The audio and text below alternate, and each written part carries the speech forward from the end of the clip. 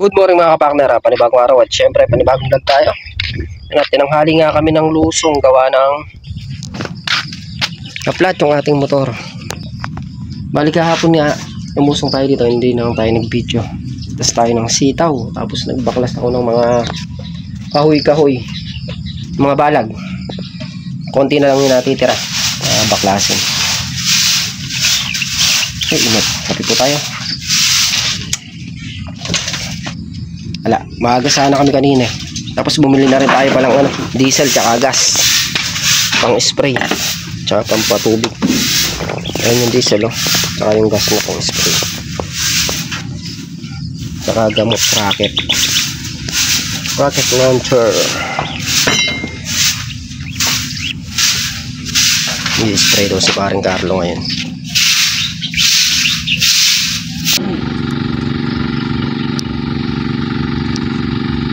Sa mga kapaknaran, hindi ko nga natin itong alambre para makakararong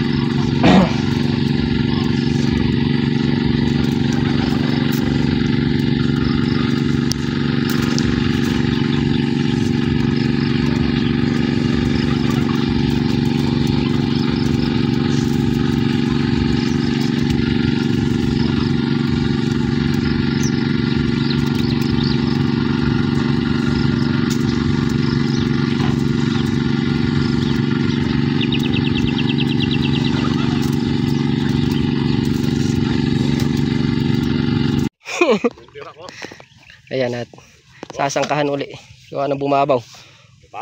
Diyan ba? Ay pinala niya yun sa gabi pa daw. Hindi, angat mo muna, ilibre mo lehos. Ayan,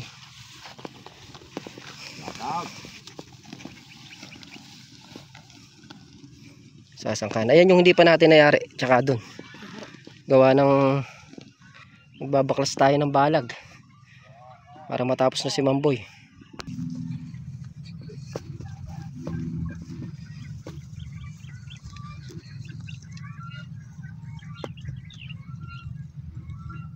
Nakaluto ka na ba?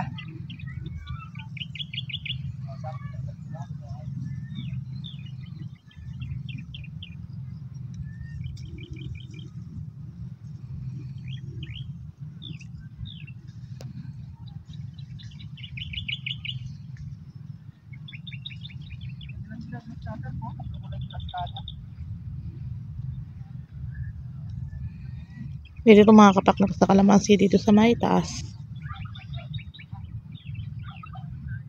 Pinaulit yung sangka gawa ng bumabaw.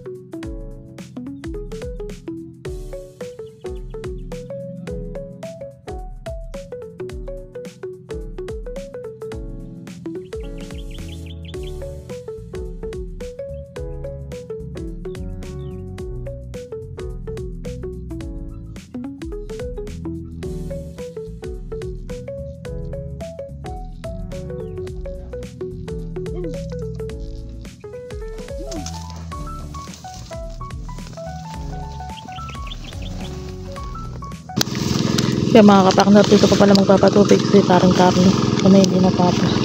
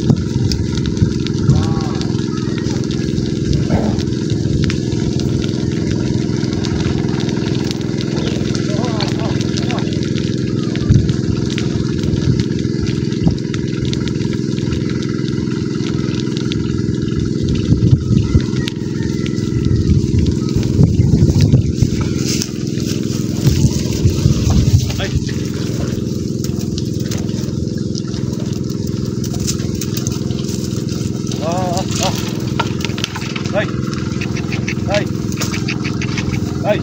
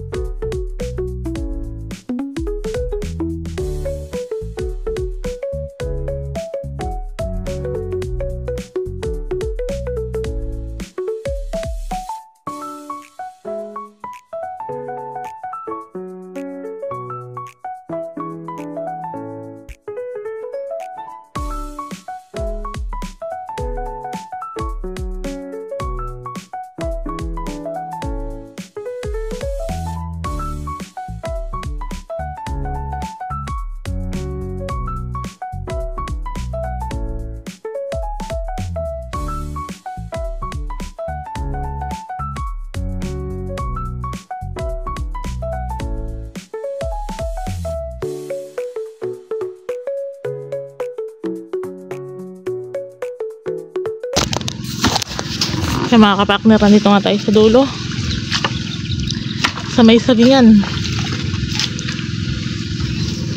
Lagyan natin bakod. Mga kawayan sumobra, dito natin ilalagay. Babakod.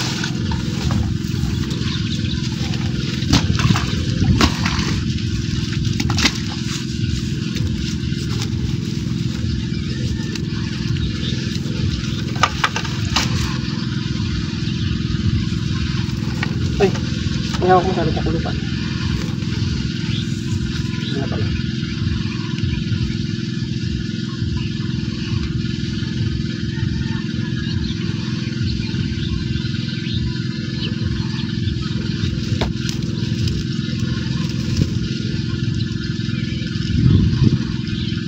Ikaw ba naglagay nun? Yung kawayan na yan, pahaba na yan.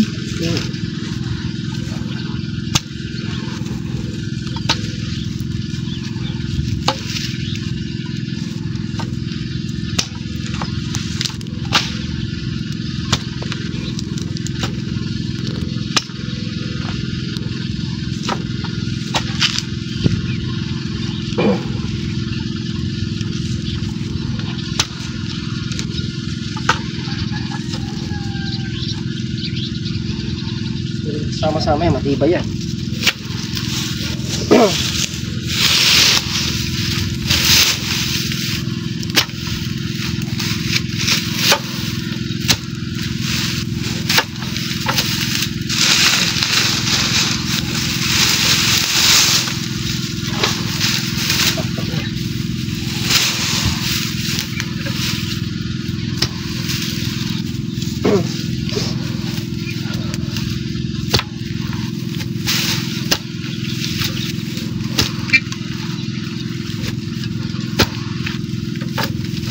Eh, buti hindi pa inaano yan.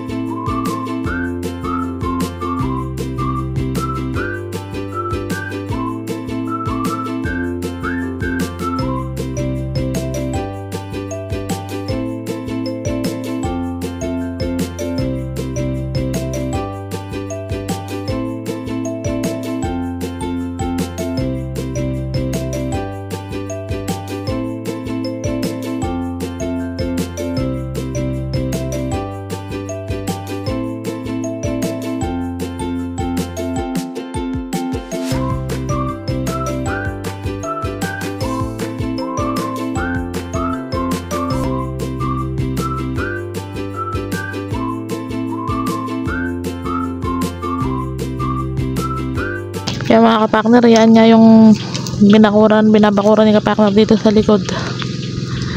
Sa may banda ng saging. Ayan.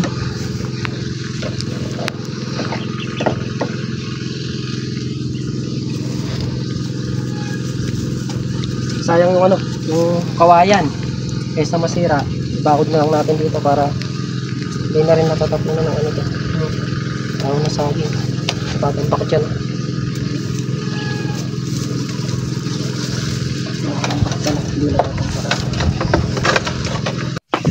Mga kapakner, at tapos na nga tayo magtanggal ng alambre yung nakakadkad na i-roll yun ang lahat.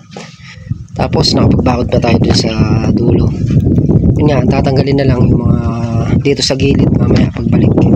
Bali mauna na tayong umuwi kay Paring Carlo. Si Paring Carlo niyayari yung patubigin para matapos na si Mamboy. Pag nayari ngayon yun, bukas tapos na mag-araro si Mamboy dito. Ayan, babalik lang tayo mamaya. Yan mga kapakner, at nandito na nga ulit kami sa bukid. Bali mag-spray ng sitaw si Paring Carlo. Tapos si Entong mag-ano siya, magdidilig na ang palaya. Tapos ayun si Mamboy nag-ano pa rin, naararo.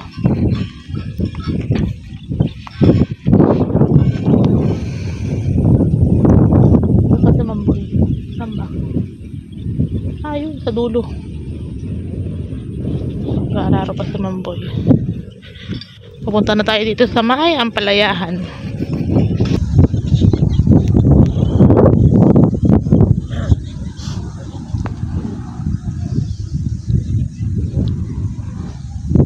Hoy, nagbalik para magdilig ng ampalaya.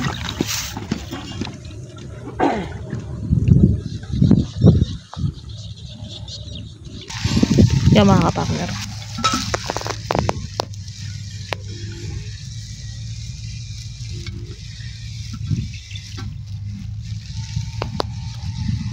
Ini ang ampalaya.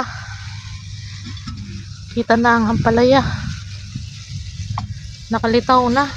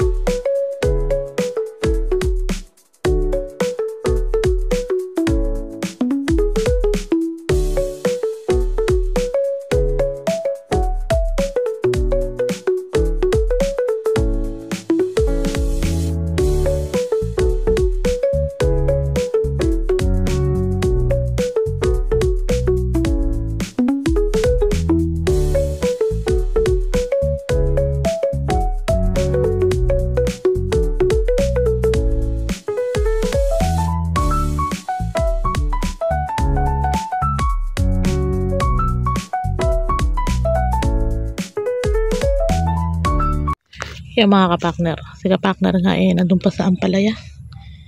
Tayo napunta tayo dito sa may sitawan. Yan. Tingnan natin yung mga pipitasin bukas.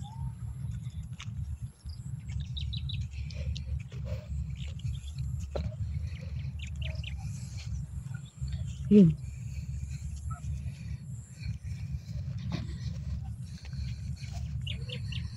Dami-dami naman mga kapakner. Ayan, dami.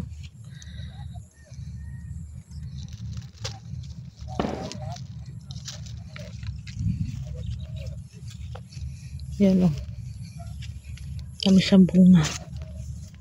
Bukas ay agahan na lang natin.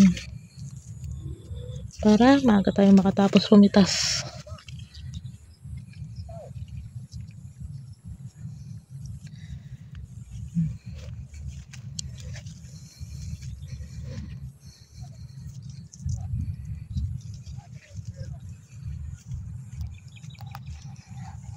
Si Mamboy eh, nandun pa rin.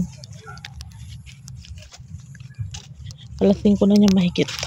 Mga kapartner, at nakayari na nga tayo magdilig ng ampalaya. Parang Carlo, nag-spray ng sitaw. Ako naman nagdilig ng ampalaya. Bali bukas kapag nakaan tayo sitaw, makapananghali siguro ibibili natin gamot yung ampalaya. Gawa ng may uod na. Tapos napuputol pa yung pinaka ano niya. Putol eh. Dalawa yung nakita kong putol eh. Pero ang nakita kong nakakapit, uod siya, arabas. Hindi naman siya putol na putol, kumbaga lanta siya, nakapabagsak na ganun. Kaya sabi ni parang Carlo, kantitit daw. Pero kung kantitit kasi, dapat nandun yung sa pinaka-pwesto niya kasi may ano yun eh. Puradan yun eh. Hindi makalapit yung kantitit dun eh. Yung uod yung ating nakita. Bibili natin bukas ng gamot para maalagaan sa spray yung ampalaya habang maliit para hindi mapasok. Kailangan maaga pa lang, bata pa lang inaagapan na para mapagpaganda ng halaman. Kaya mga kapartner, hanggang dito na lang natin simpleng video muli po. Thank you po sa suporta nyo, tiwala, ingat po lahat, and God bless. Bye bye.